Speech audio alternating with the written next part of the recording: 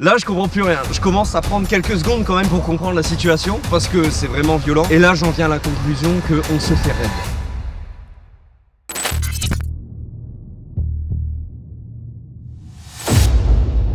Je me penche un petit peu plus pour comprendre d'où le danger vient. Je vois pas un, je vois pas deux, je vois 5 fourgons de police. Alors 5 c'est beaucoup, hein, vraiment des gros fourgons. Nous on parle des gros fourgons, pas les fourgons de fonction. Pas les vieux kangous là, non. Les fourgons. Une fois qu'il voit ça, il revient vers nous et il nous dit les gars, il y a les flics. Nous on n'avait rien vu encore tous les trois. Et là on s'est tous regardés. Quoi 5 secondes de réflexion. 5 secondes c'est équivalent à 30 secondes.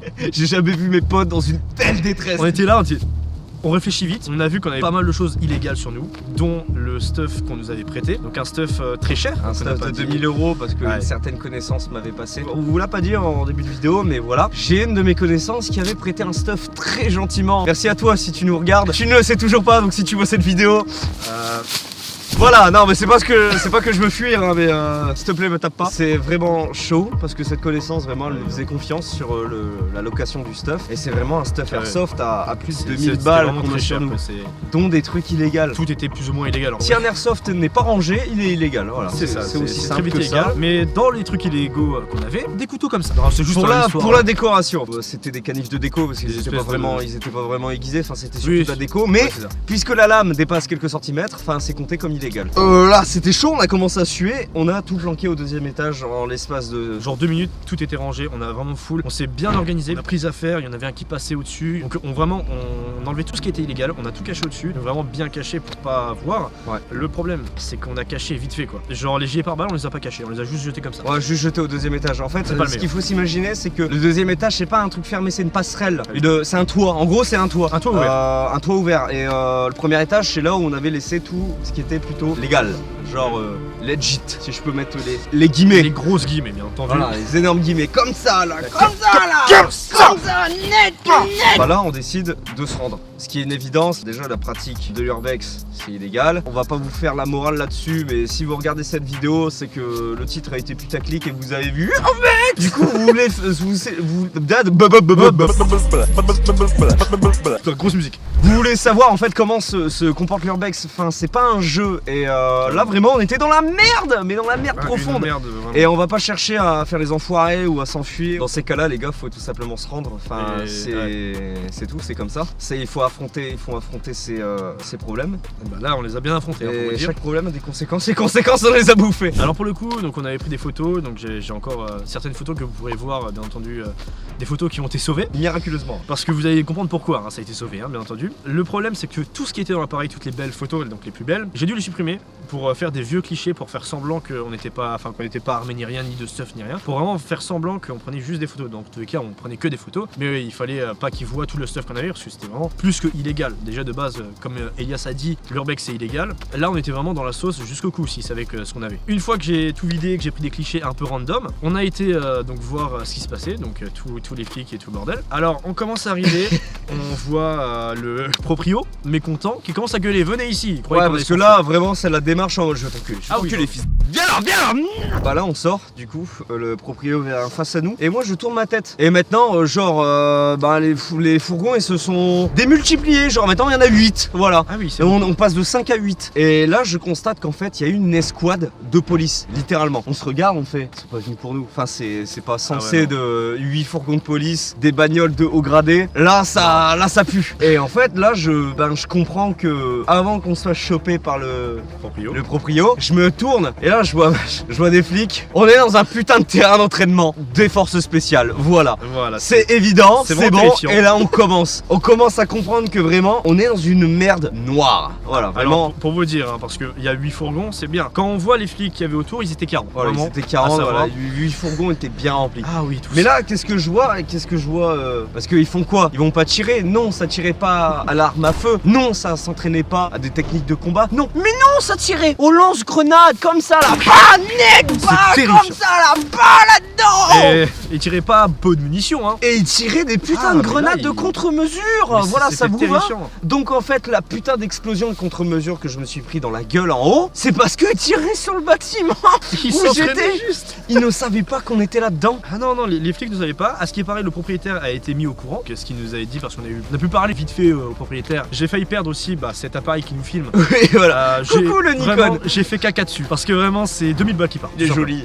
Ah, qu'il est beau, hein. Encore un qu'il est Il encore est là. séduisant quand même. On était avec le proprio, on a pu parler, il nous a gardé pour qu'on voit ça avec les flics, ce qu'on n'avait pas du tout envie de faire, hein. On Ouais. voulait juste partir très loin. Hormis ça, donc il y a tous les flics qui commençaient à partir, donc chaque bagnole nous a parlé du moins et on s'est tous pris un savon, surtout moi.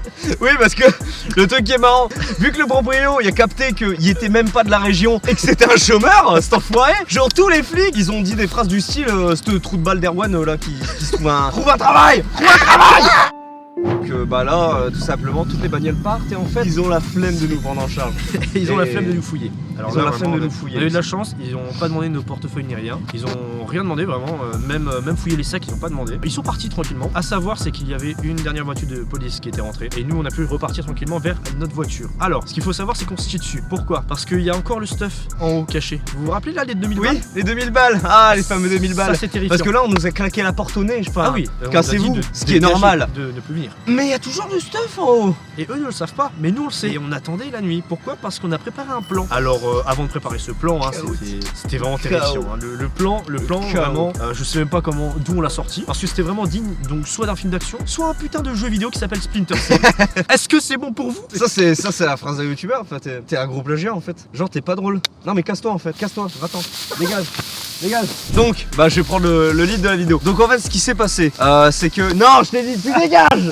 C'est moi qui fais la vidéo maintenant. Donc en fait ce qui s'est passé c'est que nous on se bat, on retourne à la voiture. Mais le problème c'est que il nous faut un plan de tas. Et on attend donc le soir. Ce qui est une évidence parce que là c'est vraiment le cul. Parce qu'on sait vraiment pas comment ça va se passer. Alors le plan était très simple, c'est faux, je mens. Donc on devait déjà attendre 1 heure voire 2 heures. 1 heure voire 2 heures c'est égal à 5 heures. 5 heures c'est énorme, hein, vraiment. Coucher du jour parce qu'en fait on est sorti, il était 16h quoi. Ah oui non, parce qu'en fait il faisait encore bien jour. Ce qu'il y a à savoir c'est que ouais on devait vraiment attendre beaucoup pour qu'il fasse nuit. Parce que notre plan devait absolument se dérouler la nuit. Le fameux proprio. Vous voyez les 3 maisons que je vous avais dit là? À ce qui paraît il y en avait une qui nous avait vu. Donc ça c'est terrifiant. Et il y a qu'une entrée quoi, enfin c'est le champ. Oui. Enfin, c'est une évidence. C'est forcément eux qui nous en balancent, ça c'est sûr. On prépare notre plan, on poste un gars qui s'appelle Enzo à l'entrée principale. On a aussi un deuxième gars donc qui s'appelle Mathis qui lui était à l'entrée où nous on est passé. Donc l'entrée un peu illégale, un peu ouverte de tous. Et nous on devait chercher le stuff. Alors, Le plan il est bien, il est simple sur le papier mais... à faire, on n'est pas dans un jeu, on n'est pas dans un jeu, on film. est dans la réalité. À faire c'est autre chose. Surtout re-rentrer dans un lieu qui Ah nous ouais, a non. foutu une peur bleue. Ah oui, Enfin, non, mais c'est- là c'est demander le diable. C'est terrifiant, hein. C'est vraiment, il y a eu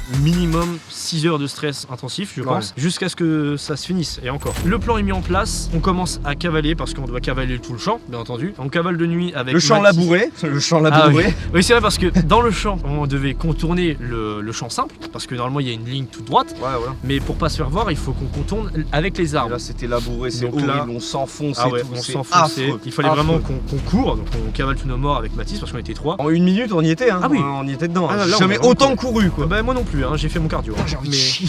Donc on cavalait, Mathis il arrive à l'entrée donc il se reste là, donc il appelle Enzo, comme ça ils ont tous les deux, ils peuvent se relayer s'il y a une merde donc à chaque entrée. Laisse mon téléphone. Nous on n'a pas fini parce qu'on doit encore cavaler jusqu'en haut, comme vous aurez pu voir sur la photo, donc je vous la remets hein, histoire que vous sachiez. Là où il y a l'encadré rouge, et ben c'est ici qu'on doit partir pour aller juste au-dessus à l'encadré rouge. Vous voyez? Alors ça c'est terrifiant parce qu'on doit cavaler nos morts, donc on s'était enlevé le stuff pour avoir le moins de possible. Ouais, le On plus s'était mis léger. full black aussi pour pas qu'on se fasse voir. On court, on s'arrête pas, hein, on n'a pas le temps de s'arrêter. Oh ouais. On arrive, on voit tout le stuff, on commence à tout ranger, on essaie de faire le moins de bruit ni de lumière possible. Donc on fait tout ça, on arrive à tout rentrer dans les sacs. En 6 minutes c'était bâclé. Pour nous c'est 6 minutes, à Mais ce qui paraît ressenti. c'était 15 minutes ressenti. 15 minutes. C'est ça. C'était violent, C'était donc ultra long. vraiment on a vraiment tartiné tout, on a tout rangé. Sauf que moi j'avais des doutes sur mon portefeuille. Ouais. Alors ça c'est terrifiant, hein. Vraiment le portefeuille pour moi je le mets à chaque fois ici. Et Ou là alors- il est début. Ou alors dans la poche. Comme dit Elias, il n'était pas là. Ni dans mon gilet pare-balles, ni dans mon. Ta grand-mère. Ni dans. Ouais, il était pas sur moi du coup. Ouais, bon, bref, ouais. il était pas là. Il était pas sur moi, on a cherché un peu partout autour, il n'était pas non plus. Donc, moi, j'ai juste repris le stuff et enfin, on a couru. Là, vraiment, en 2 minutes, on a tout descendu. On était à la sortie où Mathis nous attendait. Sauf qu'en fait, c'était ultra lourd. Parce qu'en fait, on n'a pas rangé les sacs convenablement. Avec la petite réplique là, Pas bien. le petit chargeur. Non, c'est tout net comme ça dedans. Alors. Chier dedans. À savoir, parce que hein, ce connard-là, il m'a laissé le sac le plus lourd, du coup j'avais la batteuse, j'avais toutes les armes airsoft. Parce que oui, dans l'eau, il y avait une batteuse. Voilà, Ah vous oui. comprenez vraiment. C'est pour que ça le c'était un stuff peu- 2000 balles, hein. Voilà, le stuff Voilà. à 2000 balles. Vraiment, c'était violent parce que moi, je le voyais, il était devant là, il courait bien. Moi j'étais comme ça. j'étais en train de hypothermie. Oui, je sais le pas quoi. mini PK, c'est la même chose. Voilà, j'étais le mini PK. Même le gros parce que j'allais plus lentement. Mais c'est terrifiant, hein, vraiment. Genre, c'était ultra lourd, ça devait peser, je sais pas, 10 kilos, mais 10 kilos comme ça, tu vois. C'est pas genre comme ça ou comme ça. Enfin, vraiment, c'était dur. Du coup, Plutôt 20. Hein. ouais, bah Ouais. peut-être, j'en sais rien. Moi, vraiment, je fais ça. Vraiment, c'était super lourd. À Donc savoir. là, on a tracé, on est arrivé avec Mathis et ce connard au début il répond pas. Et Non. là vraiment on commence à stresser, on se fait bah si la sortie elle est pas sûre en fait. Comment on part justement Mathis il répond pas. Non mais t'es pas drôle, tu voles Joyka là. Bah non, bah toi t'as volé Squeezie. Dégage. moi, Bon, alors du coup, pour vous dire, Mathis ne répondait pas. On a...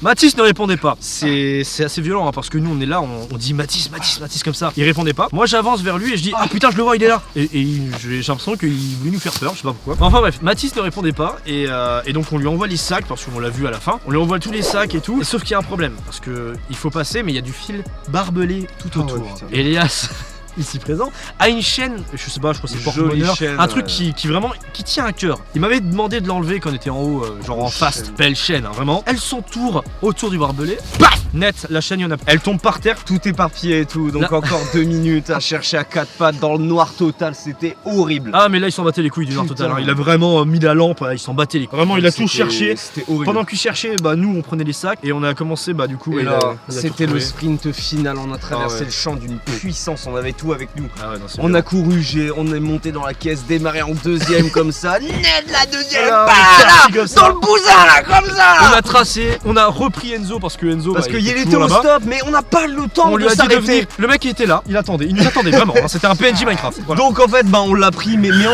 route, genre le stop, on l'a limite, voilà, on l'a pris en 2 secondes le Ouais, stop. voilà, le deux- il y a Donc plus de en fait, on continuait, il est monté dans la voiture, oui. la voiture elle roulait, Ah il oui, a ouvert la on porte, fonçait. Mathis il l'a saqué comme ça. Pendant qu'on commence à aller à l'autre village, moi je dis mais il est où mon portefeuille du coup? Parce que pour moi il était toujours absolument ici. Donc je regarde Elias et je me dis est-ce qu'on n'y retournerait pas? Bah non, on va te faire reculer, on va te faire un... T'as compris le, Ah le ouais. danger là. Non ouais. Parce qu'on l'a fait 2 fois, c'est bien, on l'a fait 2 fois, mais la 3e fois, non, c'est mort. Ah Enfin non. là, c'était super chaud, c'était inconcevable. Non bah du coup on reprend la voiture, on rentre chez lui et pendant la route pour rentrer chez lui, je me dis bah peut-être qu'il est chez toi ou dans ma voiture tu vois. Et donc on rentre tranquillement. Moi je sors de la caisse en vitesse pendant que ils sont là dans la voiture en train de se décrotter, enfin de se faire clean quoi et d'un peu être tranquille quoi, chiller un peu après cette journée de merde. Donc, il va chercher son portefeuille, il prend une éternité, hein, ce bâtard. Là, Mathis et moi, on voit le portail, donc il passe le portail et là, on voit une tête dépitée. On fait putain, sa mère. Putain, il a pas ses papiers, genre c'est trop la merde et tout. Il arrive même à la dernière seconde, il arrive comme ça, devant la portière. Il ouvre ce bâtard. Et là, on dit, tu l'as pas? Gros rectus, sa mère. Ah, mais en fait, je l'ai, genre, mais putain de merde. Mais on t'a défoncé ta race, Ah on oui. l'a tabassé après, on l'a arrivé, on Ah. l'a.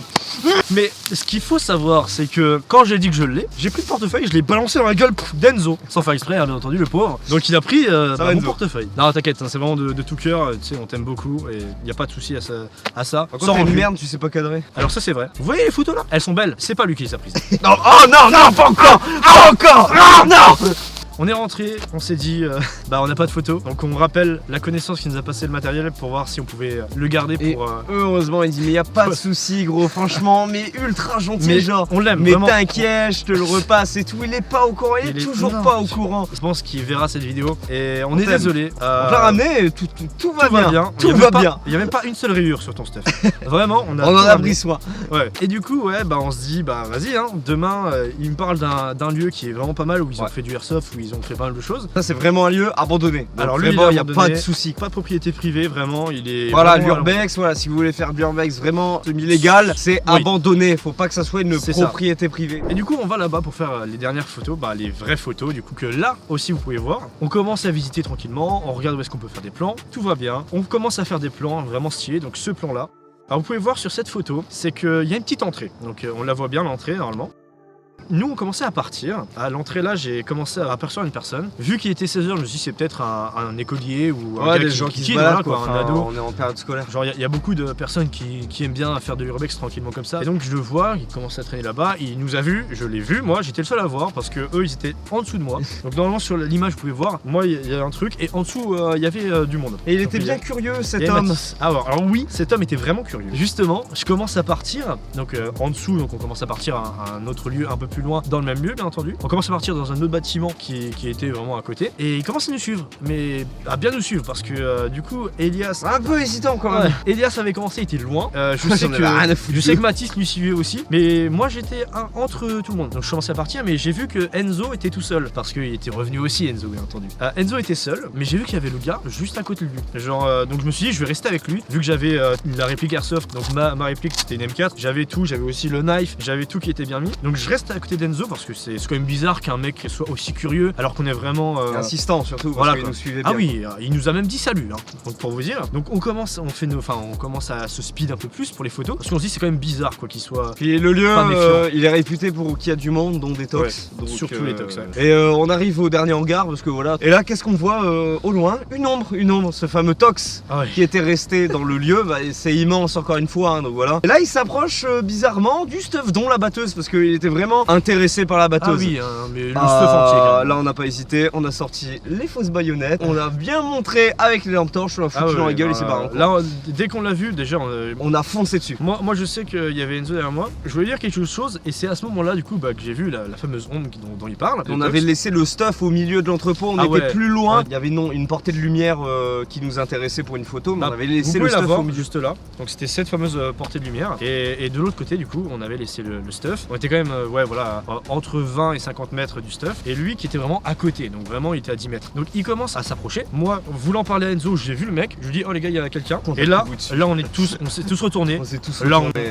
on n'a pas couru, mais on a Une marche avancé. déterminée. Je sais que moi Le j'ai mec s'est chié dessus. j'ai pris ma baïonnette, j'ai montré à Mathis comme ça que je la sortais au cas où il y avait vraiment un danger. Du coup on a commencé Là, c'est à faire. avancer vers lui. Quand vous êtes dans une situation comme ça, soit vous jouez la peur, soit vous fuyez, mais puisqu'on n'avait pas notre stuff, fallait jouer la confrontation. Là il fallait vraiment qu'on Fallait soit vraiment qu'on y confiant, aille. qu'on soit à l'ennemi pour lui, qu'il parte vraiment loin. Et heureusement qu'on était un nombre assez Ouais. élevé comparé à 4, lui. 4 était- contre 1, c'est impossible. 4 Genre contre je pense pas qu'il aurait fait le fier. Tout s'est bien terminé parce qu'on a repris notre stuff et On est s'est parti tout de suite directement. barré, voilà. On n'a De toute pas façon, cherché plus On loin. n'avait plus rien à faire ici, en plus il y avait le tox qui tournait trop autour de nous. Du coup on est parti et, Voilà. tout s'est terminé bien. Vous pouvez voir nos fils Insta qui Tout sont va très bien les vidéos. Regardez, elles sont très belles. Les photos ont vraiment une sacrée histoire, voilà. Ah ouais, mais- faut le dire. Toutes nos photos, hein, ça c'est terrible, hein. Terrifiant, mais en tout cas ça rend le résultat beau et ça fait des belles anecdotes pour plus tard et on pourra en rigoler comme maintenant. Comme maintenant, ouais, parce que vraiment on a pris du temps avant de rigoler sur ça. Donc voilà, on a rigolé sur les anecdotes, mais voilà, faut savoir que l'urbex c'est pas quelque chose d'amusant. Nous on était dans l'optique de faire des photos, puisqu'on fait de la photographie, on produit des images. Petite morale quand même à la fin, parce qu'on rappelle que c'est une pratique illégale, faut pas le C'est faire sûr. seul, faut le faire accompagné, faut le faire en sécurité, parce que Et toujours pas- là on a des trousses de secours sur nous. Pas en propriété privée non plus. Pas en propriété privée, voilà, nous on n'était pas au courant au début pour la deuxième anecdote. Mais voilà, visez plutôt des cercles fermés, des milieux abandonnés. Enfin, vous allez pas monter dans des bâtiments qui vont s'effondrer. Enfin, faut pas être con. Donc voilà, c'est pas une vidéo pour faire la propagande de l'urbex, au contraire. C'était pour vraiment- vous divertir et vraiment vous montrer qu'en fait. L'urbex c'est vraiment quelque chose qu'il faut faire attention. C'est pour vous dire nettement, en toute vérité. Sur ce, cette vidéo se termine. J'espère que cette vidéo vous aura plu. Cette vidéo, donc la 4ème anecdote, est terminée. Sur ce, une vidéo se termine, mais une autre se prépare. C'est ciao.